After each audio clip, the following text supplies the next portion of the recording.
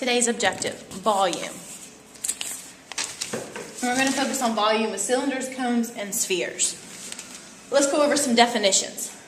Volume, the number of cubic units needed to fill the space inside a 3D figure. Cubic unit, a cube whose edges are 1 unit long. A cone, that's a solid, that's a 3D figure with one circular base. So picture an ice cream cone when you're thinking about that. A cylinder is a solid, which is a 3D figure with 2 circular bases, top and bottom. So picture a can, a Pringles container. Sphere, it's a solid, a 3D figure with every point on the surface that's the same distance from the center. Think of a ball. So from the center of that sphere, the radius is going to be the same distance to every point that's on the outside of that sphere. Vic number 1. To find the volume of the cylinder, you find the area of the base and multiply it by the height of that 3D figure. Vic number 2. Because volume uses all 3 dimensions, it is written with cubic units. Units cubed. Okay?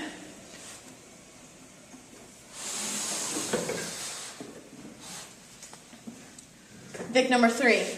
The B in the formula, and we'll talk about those formulas in a second, stands for the area of the base in that 3D figure.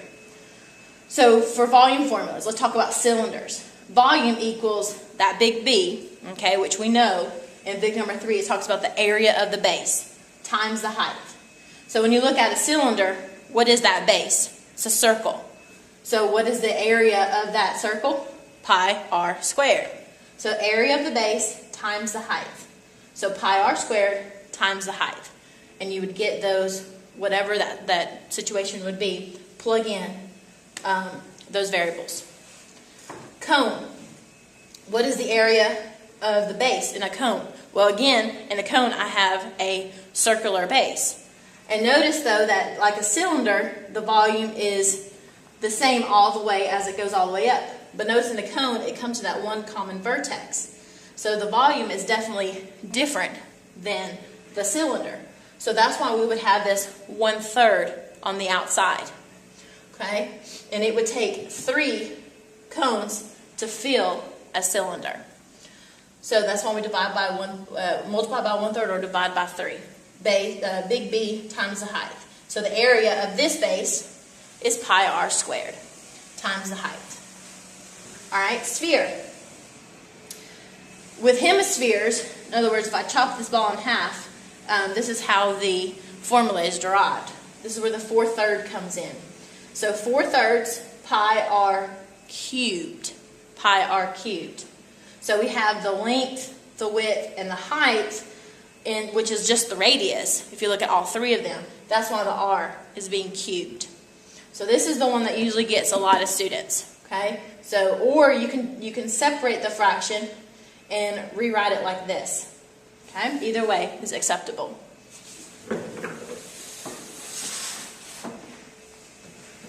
All right. Volume of a cylinder. Here's your example for this. So I notice I have a diameter of 9 centimeters. The height of this cylinder is 5 centimeters.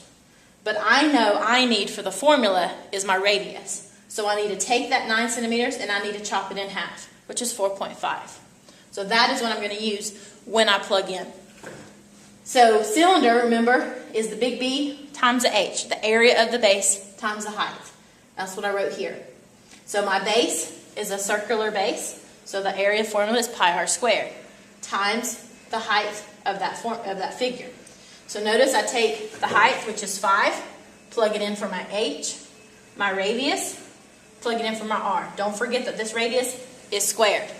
Don't forget that, pi r squared. Once I square 4.5, so I square my radius, I get 20.25. And I'm going to bring pi along for the ride. Then I multiply the height times my radius squared. I get 101.25. Remember, pi comes. This is the point where I need to understand what it is that I'm doing mathematically, okay, with the numbers. We know that pi is 3.14159,265, and it just keeps going. We know that it's 3 point, and it's infinitely. It keeps going. However, we're going to use 3 to help us approximate what that volume might be. Remember, we can't use a calculator, so we need to use that as far as understanding what's happening with the numbers. So if I take 101.25 and I multiply it by 3, I get 303.75. But again, pi is not 3. Pi is more than 3. So that means that my volume is more than 303.75. Not by much, but it's more than that. So that's what this statement is saying. We know that pi is definitely more than 3. That is why we know that the volume is going to be more than the numbers we just produced when we multiplied. Okay, when I plugged 101.25 times pi, and I use actually the pi symbol in my calculator, this is what spit out. So that is very close in using, the number sense on understanding what it is that I'm doing. Remember, we cannot use a calculator. So therefore, I need to understand the number sense of this. Okay? All right. Volume of a cone. Remember a cone?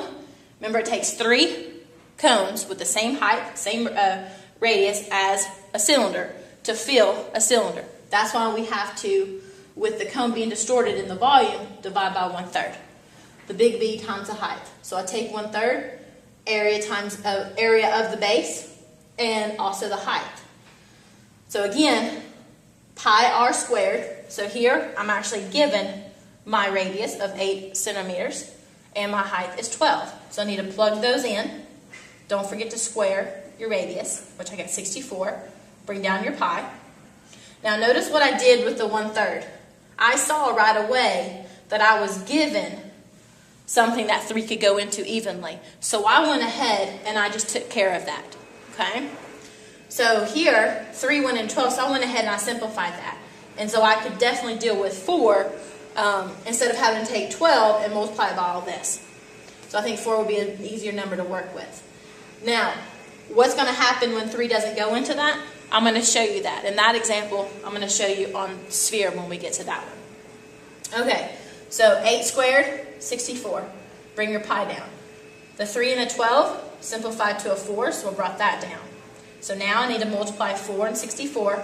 I get 256. Don't forget your pi. Again, this is where I was telling you about the number sense. When I take 256 and I multiply it by 3, notice I get 676. Okay, 768. Pi is greater than 3. We agree there. So that means that I know I'm using the multiplication of 3 to help me approximate. So by doing that, that's why I always put this plus symbol. And notice that when I actually put this in my calculator, look what the actual volume is. That is what actually spits out. Okay?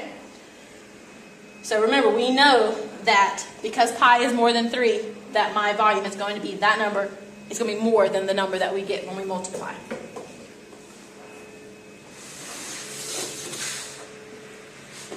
All right. Last example. We're going to talk about a sphere. Okay? So again, sphere, the formula is derived 4/3 pi r cubed. Don't forget the cube. I know you're used to squaring everything in the previous figures. All right. So 7 cubed. Well, 7 cubed, we know one of those. That's 343. Or 7 times 7 times 7. 343. Now this is where I was talking about the number sense part. Pi over 3, which is this, yes, I know that we do not need to do anything because it's kind of like a balancing act. That if I multiply something by 3 and I divide by 3, I'm kind of getting right where I'm at. Except don't forget, pi is a little more than 3. So I know that when I'm finished with everything, it's definitely going to be a little more than that number.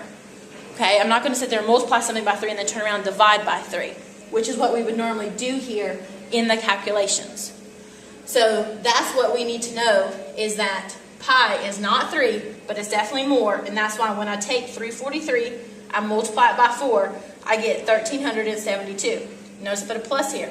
When I plug this in my calculator, I get this as the volume. And I put the plus on here because there's definitely more digits there. 1436.76. cubic centimeters. Don't forget this part. We're going to be practicing this a lot in class.